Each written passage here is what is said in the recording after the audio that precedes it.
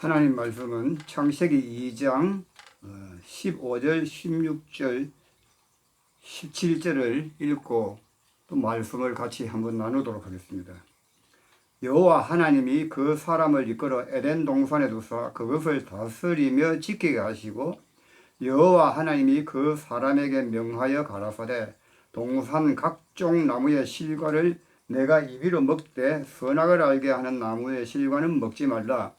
네가 먹는 날에는 정령 죽으리라 하시니라. 네. 오늘 제가 하고 싶은 얘기는 여러분들과 같이 말씀을 통해서 은혜를 나누면서 우리가 서로 나누어야 될 것이 뭐냐면 법입니다. 법. 이 법이 왜 그래 중요하느냐 하면은 법이 없으면 관계라는 것이 성립되지 않습니다. 방금 창세기에도 보니까 하나님께서 천지를 창조하시고 무주와 모든 만물을 만드신 이후에 사람을 만드셨습니다. 그리고 아담에게 말씀하시기를 동산에 있는 모든 나무의 과일들은 임의로 먹되 동산 중앙에 있는 선악과는 먹지 말라 하십니다. 이것을 먹는 날에는 내가 정령 죽으리라. 근데 이 말씀을 통해서 우리가 무엇을 알 수 있느냐 하면은 하나님께서 아담에게 법을 내려주십니다. 그러니까 하나님께서 법을 세우는 겁니다. 법이 있다는 것은 무엇을 의미합니까? 법을 주신 분에 대한 창조주라는 분이 존재하고 있음을 알리는 겁니다. 그리고 그것을 지켜야 할 피조물이 있는 겁니다. 그러니까 피조물과 조물주의 관계가 무엇이냐면 법으로서 성립이 된다는 겁니다. 그러니까 하나님께서 선악과를 먹지 말라 하는 이 법을 지키고 살면은 온전한 행복 안에 거할 수가 있는 겁니다. 그런데 그 법을 어기면은 어떤 일이 벌어집니까? 죽는다고 그랬습니다. 정령 죽는다는 말은 무슨 말이냐면 하나님께서 이 법으로 선포를 하셨습니다. 말씀으로 이 선악과를 먹는 날에는 네가 정령 죽으리라 하고 법으로 선포를 하셨기 때문에 이 법을 어기면 죽는다는 말은 뭐냐면 이제는 너하고 나의 관계가 없는 상태에 서게 된다 이 말입니다. 그러니까 법을 지키고 법 안에 있을 때는 하나님과 나 그러니까 창조주와 피조물의 관계가 성립되지만은 법을 어기는 순간에 관계가 파괴가 된다 이 말입니다.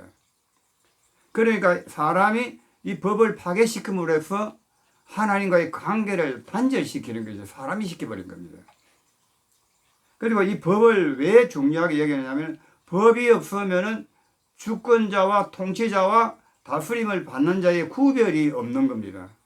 그래서 법이 있음으로 해서 하나님이 계시고 내가 있다는 것을 알게 되는 겁니다. 한 나라가 성립이 되려면 그 나라에는 반드시 법이 세워집니다.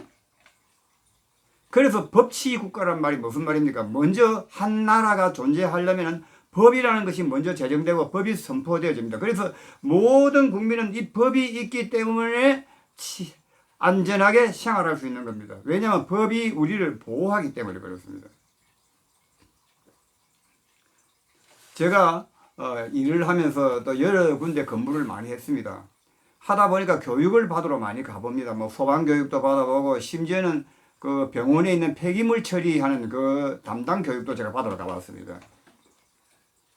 그리고 모든 교육을 받으러 가보면 첫 번째로 하는 교육 시간에 제일 첫 번째 나오는 게 무슨 교육이냐면 법령부터 나옵니다. 법령부터.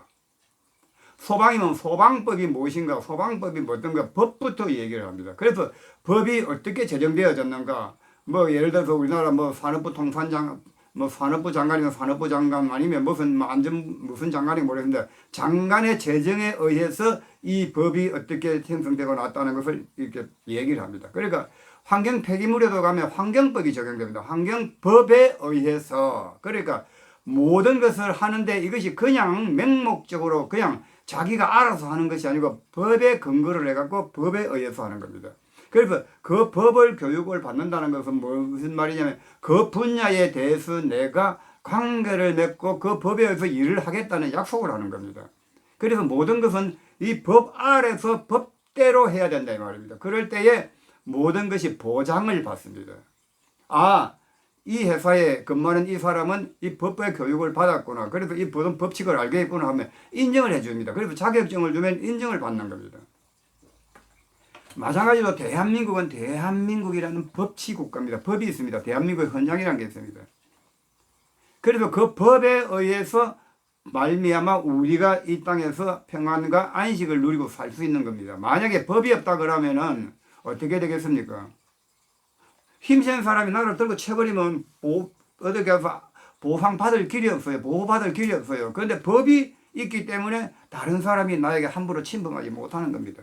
마찬가지로 하나님께서 법을 세우시고 난 다음에 아담에게 선악과를 먹지 마라 할 때 그 법 안에만 서 있으면 아무도 이 세상에 누구도 아담에게 손을 대지 못합니다. 왜냐하면 하나님이 보호하고 계시기 때문에 그 법이 지키는 울타리가 되는 겁니다.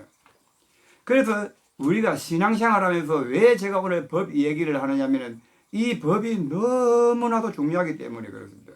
우리가 대부분 처음 은혜를 받고 신앙생활을 시작할 때는 은혜로 삽니다.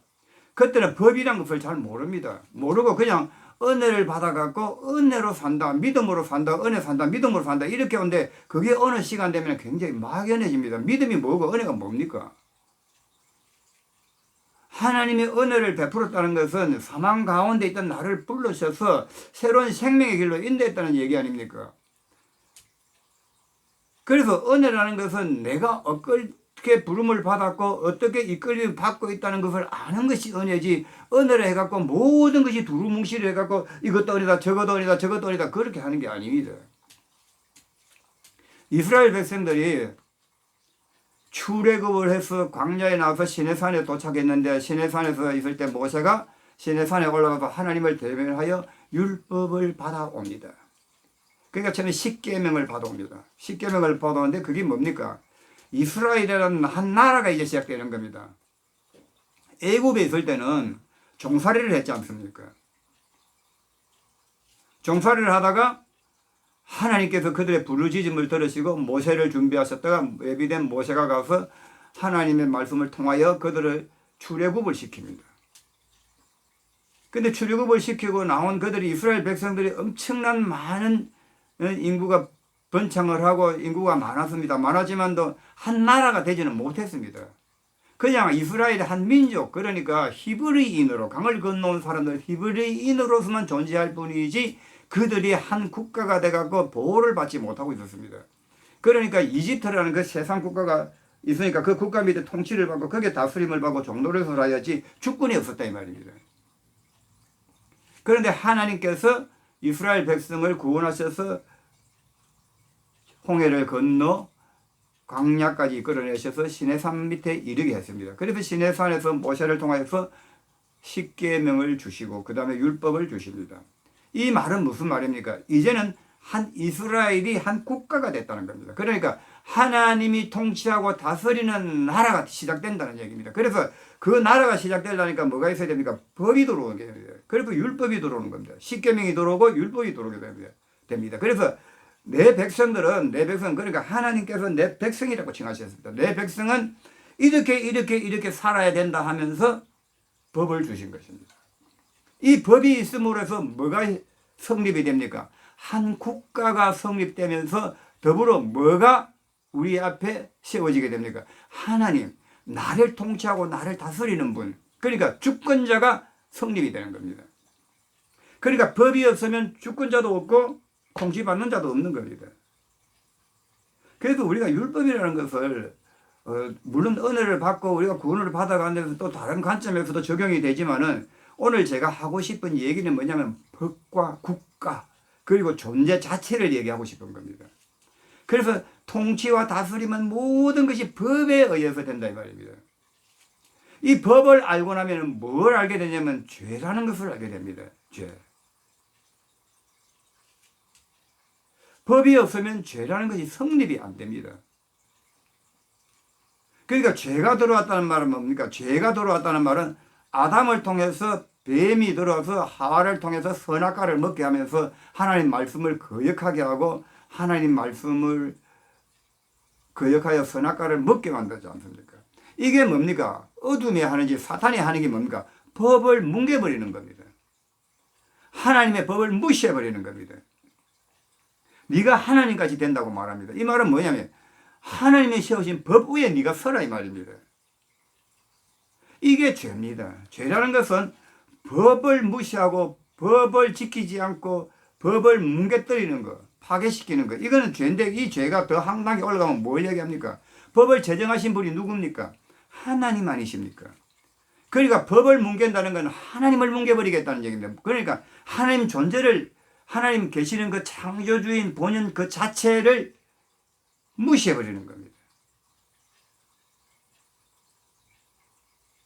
그러니까 죄라는 것은 이 법을 알게 되면 죄에 대한 성립이 됩니다. 그리고 죄가 무엇인 줄 알게 됩니다. 아, 왜 우리가 죄인이고, 그러니까 로마서 5장에서 보면은 첫 사람 아담으로 말미암아 죄가 세상에 들어오고 죄로 말미암아 사망이 왔다 그랬습니다. 이게 무슨 말입니까? 아담이 선악과를 먹음으로 해서 하나님 말씀을 지키지 않고 그거를 거역했단 말입니다. 거역함으로 해서 하나님을 거역함으로 해서 하나님께서 관계가 떨어짐으로 해서 죄가 들어왔다 그래요. 이게 죄라 말입니다.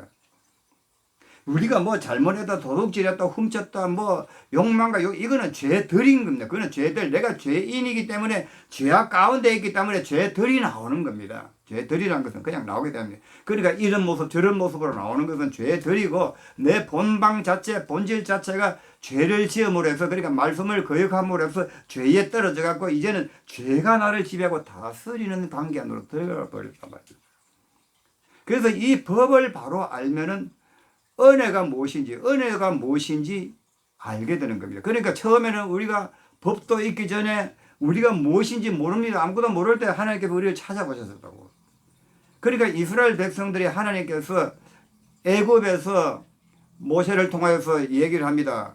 재앙을 마지막 날 10가지 재앙 내리는 마지막 날 밤 이스라엘 백성들은 양을 잡아서 그 피를 문술주에 발라라 그럽니다. 그러면 그날 밤에 사망이 지나간다 그랬습니다. 그 6월절 밤에 그들이 나왔을 때 그들에게 법이 있은 것이 아니고 은혜로 나온 겁니다. 그러니까 믿음이, 그걸 이제 우리가 한 단계 더 나가면 믿음의 법이란 건 뭐냐면 이렇게 말을 전할 때 그 말을 듣고 시행하는 것이 믿음인 겁니다. 그래서 이 믿음의 법이 시작되고 나면서 나온 것이 광자로 나오니까 하나님의 법이 이제는 정상적으로 딱 세워지는 겁니다. 그래서 이 법이라는 것을 우리가 명확하게 알지 못하면은 죄라는 것을 알지 못하고 내가 죄인이라는 것을 모릅니다. 우리는 자꾸 죄들을 지은 걸 가지고 하나님 앞에 회개하고 다시는 안 짓겠다고 자꾸 그렇게 하는데, 그렇게는 아무리 해봐야 해결이 안 됩니다. 근본적인 문제가 해결이 안 되기 때문에 안 됩니다. 그래서 오늘 제가 이야기하고 싶은 것은 법에 대한 중요성을 알아야 된다. 먼저 법을 알아야 된다. 법을 알면은 하나님의 관계가 나와 어떤 관계였던가, 어떤 자리에 섰는가 하는 것이 이렇게 명확하게 보이는 겁니다. 그리고 모든 것은 법에 의해서 움직입니다. 우리가 뭐 보통 그런 말 하잖아. 자연의 법칙, 우주 만물의 모든 것은 질서가 있다고 그랬습니다. 질서라는 것은 법이 있다 이 말이야. 법. 그 법에 의해서 이렇게 돌고 서르고 부딪히지 않고 돈다는 얘기 아닙니까? 그러니까 법이 없으면은 이게 막 혼돈이고 공허하고, 혼돈은 그 자체다 이 말입니다. 혼돈한다 이 말입니다. 그러니까 법이 있으면 혼란스럽지 않단 말입니다. 혼돈이 안 됩니다. 내 안에 믿음이 법이 들어오고 말씀의 법이 내 안에 들어오고 나면은 이 하나님에 대한 혼란이 없어져, 믿음에 대한 신앙에 관한 혼란이 없어져 버립니다. 내가 아직 미치지 못해서 모르는 것은 있을 수 있습니다. 우리는 그건 잘 알아야 되니까. 그러나 하나님의 관계에 대해서는 확실하고 분명한 어떤 믿음의 법이 딱 생기게 생깁니다. 더 이상 어떤 내 안에 일어나는 상황들을 통해서, 어떤 비교를 통해서, 비교 대상을 통해서 나는 하나님을 덜 사랑하는지, 나는 하나님 앞에 제대로 서 있는지 이런 혼돈할 필요가 없어지는 겁니다. 그런데 왜 우리가 신앙생활을 시작하고 난 이후로부터 분명히 은혜는 받았는데 계속 혼란스럽고 혼돈스럽고 오락가락하는 이유가 뭐냐면은 내 안에 원칙이 세워지지 않았다. 그러니까 법이 세워지지 않았다 이 말입니다. 진리의 법, 믿음의 법이 내 안에 딱 새기게 하면은, 새겨지면은 그런 혼란과 혼돈이 없어집니다. 내가 미치지 못해서 몰라서 하나님 앞에 나갈 수는 있습니다. 아버지 이거는 뭡니까? 저거는 뭡니까? 제가 이거는 잘 모르겠습니다는 할 수 있어요. 그런데 뭔 하나님이 나를 덜 사랑하니 더 사랑하니, 하나님을 나를 사랑하는 게 맞는지 안 맞는지, 분명히 은혜는 받았는지 저 사람은 저렇게 성공했다 그러고 저 사람은 이렇게 성공했다는데 나는 왜 이랬노? 이러면서 자기 안에 믿음에 혼란이 와요. 그게 왜 그러냐면 은혜는 받았단 말입니다. 은혜를 받는 것과 내 안에 진리가 세워진다는 건 다른 말입니다. 진리가 세워졌다는 말은 하나님의 법이 내 안에 새겨졌다는 말하고 똑같습니다. 그래서 주님께서 이 땅에 오셨을 때 뭐라고 했습니까? 요한복음 1장 14절에서 주님을 보니까 은혜와 진리가 충만하더라 그랬습니다. 은혜만 있으면 안 됩니다. 법만 있어도 안 됩니다. 은혜와 법이 진리가 함께 하여야 됩니다. 진리라는 것은 엄청나게 우리 안에 법이고 질서입니다. 그게 오늘 이제 우리가 진리를 통해서도 자유를 얻는 믿음과 이런 건 다른 얘기를 할 수 있지만 오늘 저는 법에 맞춰서 얘기하기 때문에 법에 포커스를 맞추고 있는 겁니다. 그리고 저는 이 얘기를 할 때에 원고가 없습니다. 원고가 없고 그냥 성경 펴놓고 그냥 여러분하고 대화하듯이 하기 때문에 뭐 어디 몇 장 몇 절 막 성경 찾고 이렇게 안 하겠습니다. 안 하고 그냥 안에 있는 말씀을 통해서 전체적인 것을 이렇게 그냥 얘기해 드리는 겁니다. 그리고 이 법에 대해서 가장 우리에게 잘 얘기해 주는 것이 뭐냐면 로마서 7장입니다. 5장, 6장, 7장인데 7장에 그 중에 가장 잘 드러내고 있습니다. 그리고 8장 1절, 2절에 오면 이런 말이 있지 않습니까? 2절에 이는 그리스도 예수 안에 있는 생명의 성령의 법이 죄와 사망의 법에서 너희를 해방하였습니다. 그러니까 이게 뭡니까? 법이라는 게 나옵니다. 법. 사망의 법이 있고 생명의 법이 있다 이 말입니다. 그러니까 뭐든지 은혜니까 막 이것도 좋고 저것도 좋고가 아니고 은혜에는 반드시 법이라는 것이 따라옵니다. 우리가 아직 어리고 몰랐을 때는 아직 이 법 안에 이르지 못했기 때문에 자꾸 우리가 은혜와 어떤 아니면은 뭐라 합니까? 막 그 기복적인 신앙, 주시옵소서 그러면서 하나님한테 우리가 뭘 요구하고 구하고 자기의 삶과 환경에 대해서 계속 구하게 되는데 그런 거는 올바른 신앙이 아닙니다. 그건 은혜 가운데 있으면서 법이 없으니까 우리가 자꾸 그렇게 혼란스러우니까 그렇게 사는 겁니다. 하나님의 구원은 법과 원칙에 의해서 따릅니다. 처음에는 믿음의 법부터 시작됩니다. 아브라함에게 하나님이 나타나셔서 네가 본토 아비 집을 떠나라 그럽니다. 그럴 때 그걸 받아들이는 것이 믿음의 법입니다. 법. 그러니까 내가 구원받았다는 것이 두루뭉실한 것이 아닙니다. 하나님의 말씀에 의해서 내가 갔다는 그 믿음의 법이 내 안에 세워져야 됩니다.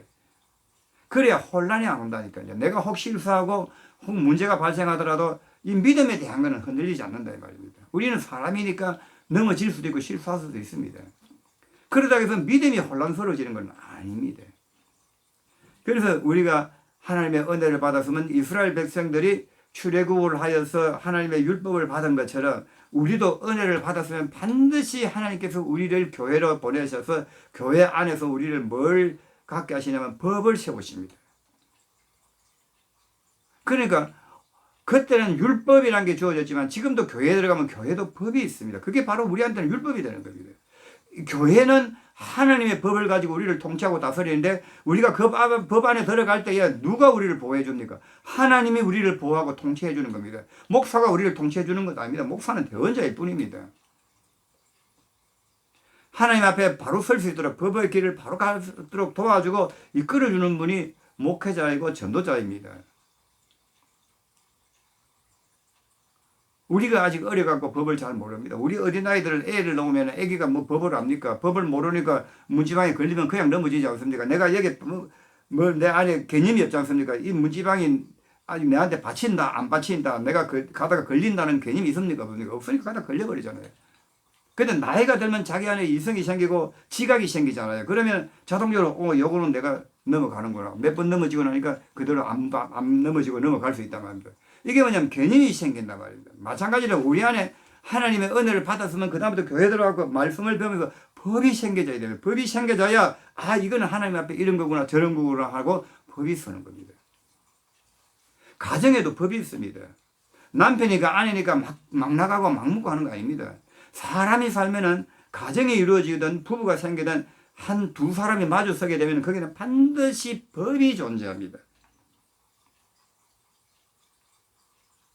법이 있어야 상대를 존중할 수가 있는 거다. 법이 없으면 존중이 안 됩니다. 그래서 이 법이라는 것이 있는데 우리나라에는 무엇이 문제냐면은 우리나라 문화가 뭐냐면 이 불교와 유교의 문화에서는 이상하게 이성이 없어요. 그래서 굉장히 정적이라고 하는데 이 정이라는 것이 그래서 참 무서운 게 뭐냐면 어떻게 성경은 그렇게 잘 표현을 했는지 갈라디아에서 정과 육을 십자가에 못 박으라 그랬습니다. 왜 그러냐면 이 정이라는 것은 법이 없어요. 내가 좋으면 그냥 막 퍼주는 거예요. 그리고 상대가 안 해주면 상처받고 이게 해주는 거 정이 나쁜 것은 아닌데 내 안에 법이 있을 때 정이 바르게 사용돼야 되는데 법이 없으니까 그냥 지 좋은 마음으로 정을 주고 정을 쏟아내고 한다니까요. 그래서 사람의 관계에도 법이 있는데 이 정이란 걸 가지고 정이 앞서버리면은 법이 거기에서 성립이 안 돼버려요. 그러니까 인격과 관계의 존중이 없어져 버립니다. 옛날에 저는 어릴 때부터 시골에서 자라면서 옛날 그러니까 지금 시대 저는 지금 시대 사람이 아니지 않습니까? 50년대 시대 사람 아닙니까? 60년대. 그때 우리나라 정말 못 살았습니다. 한 끼 굶어가면서 살고 이랬어요. 그런데 그때 어떻습니까? 우리 어른들이 할머니들이나 이렇게 밥을 줄 때에 나는 밥을 공기에 싹 깎아갖고 작게 먹고 싶어요. 물론 배고픈 시절이니까 많이 주면 좋지만 그런데 내가 싫은데 어른들은 강제로 숟가락을 떠갖고 입에 넣어 먹인다니까요. 아 싫다는데 자꾸 먹어요. 다 먹었다는데 또 떠와요. 자기 좋은 마음이라니까. 그걸 정이라 그러는데 자기 좋은 마음이에요. 그러니까 이게 뭐냐면 상대를 갖다가 무시해버린다니까. 상대를 갖다가 존중을 안 한다니까요. 그냥 내 좋은 마음으로 내 좋은 생각으로 그냥 갖다 넣어버린다니까요. 내가 좋으니까 니도 좋아라는 거죠. 그러니까 우리나라 교회가 은혜를 받았는데 이 법이 안 세워지니까 교회 안에서도 이런 식입니다. 이런 식으로 신앙이 돌아가는 겁니다. 그러다 보니까 기복이 생기게 되고 이상한 현상이 교회 안에서 일어나게 되는 겁니다. 그래서 교회에 들어오면 은혜를 받고 돌아서면 그다음부터 하나님의 말씀을 배우고 법을 배워야 되는 겁니다. 근데 그 법을 배우려니까 우리 몸이 요동을 칩니다. 이 몸은 하나님의 법을 싫어합니다. 그게 광야에서 나왔지 않습니까? 하나님이 율법을 세우니까 율법을 지키겠다 했는데 그 율법 지킨 사람 누가 있습니까? 원망하고 대적하고 불평불만하고 그랬지 않습니까? 우리의 몸이 하나님의 법을 안 받아들입니다. 그래서 세상의 법을 이야기하는 것이 아니고 저는 지금 하나님의 법을 이야기하고 생명의 법을 이야기하는 겁니다. 아까 여기 보니까 사망의 법이 있고 생명의 법이 있지 않습니까? 그러니까 하나님의 사람이 되었고 구원을 받고 하나님의 은혜 안에 들어왔으면 그 다음부터는 생명의 법이 내 안에 들어와야 됩니다. 그런데 내 몸에는 사망의 법이 나를 다스리고 있더란 말입니다. 그래서 예수 그리스도로 말미암아서 구원을 받아야만이 이 사망의 법이 다시는 나를 주장하지 못하고 생명의 법이 나를 주장할 때에 비로소 하나님의 생명이 내 안에 들어오는데 그게 무슨 말이냐면 방금 내가 말한 대로 우리 몸이 하나님의 법을 싫어하고 법을 못 지킨다 이 말입니다. 그래서 이 깨뜨리는 작업을 하나님의 연단이라고 말하고 있는 겁니다. 그래서 하나님의 법을 우리 마음 심비에 새기는 겁니다. 전에는 외부의 돌판에다 새겨놨더니 사람들이 하나님의 말씀을 절대로 순종하지 않고 법을 지키지 못한다는 말입니다. 그래서 그리스도로 말미암아 그리스도 안에서 우리의 이 몸이 죄에 대하여 죽고 하나님에 대하여 다시 살리심을 받는 구원의 역사가 일어날 때에 비로소 하나님의 법이 내 체질에 내 마음 심비에 새겨지게 되면 법이 쓴 사람이 됩니다. 그러면은 이제는 믿음이 왔다 갔다 하고 혼돈하고 그런 게 없습니다. 그래서 이 법에 대해서 얘기를 하려면 끝도 없는데 오늘은 아주 쉽게 그냥 우리가 누구나 알아들을 수 있도록 제가 간편하게 얘기했습니다. 그리고 하나님께서 신명기를 통해서 말씀하지 않았습니까? 이 온 세상에서 너희들과 같이 하나님의 법을 받은 백성이 어디 있느냐고 말했습니다. 이 말인즉 무슨 말입니까? 이방인들은 법이 없는 민족들이란 말이에요. 그들은 법이 없는 사람들입니다. 그러니까 법이 없는 민족들이니까 존재 가치가 없는 겁니다. 그런데 너희들은 하나님의 법을 받고 너희들에게는 내가 율법을 주었으니까 너희들은 행복한 자라다 행복자라다고 하나님 말씀하지 않습니까? 하나님의 법을 받은 사람들, 하나님의 법 아래 사는 사람들은 하나님의 보호를 받기 때문에 하나님께서 지키고 보호하시기 때문에 그래서 축복받은 민족인 겁니다. 오늘날에도 신앙생활을 한다 하나님의 은혜를 받아서 교회에 나와서 하나님의 관계를 가졌다는 것은 이런 백성이 세상에 어디 있습니까? 오늘 나에게 하시는 말씀인 겁니다. 그래서 제가 오늘 얘기해 드리고 싶은 것은 은혜를 받았으면 반드시 이 법 안으로 들어와야 되고 법이 새겨질 수 있는 사람이 되어야 됩니다. 그래서 우리 안에 하나님의 법이 새겨졌어요. 이제는 그 법이 새겨졌다는 말은 진리가 충만한 사람이 된다는 얘기입니다. 이런 문제들이 교회에서 풀어주고 듣고 자라야 되는 문제입니다. 그 외에 다른 것들은 다 헛된 것들입니다. 지푸라기 잡는 것과 똑같습니다. 오늘은 법에 대해서, 법이 얼마나 중요한 것인지, 이 법을 알면 죄를 안다. 법을 모르니까 죄를 모른다. 그러니까 자꾸 죄들에 빠지게 된다. 내가 근본 자체가 죄인이기 때문에 내 안에는 법을 새겨줄 수가 없다. 그래도 하나님께서 나를 깨뜨리시다 새로 지음받게 하셔서 때를 지으셔서 내 안에 법을 세우신다. 이걸 지금 얘기해 드리고 싶었던 겁니다. 다음에 또다시 대화를 할 수 있도록 하겠습니다. 감사합니다.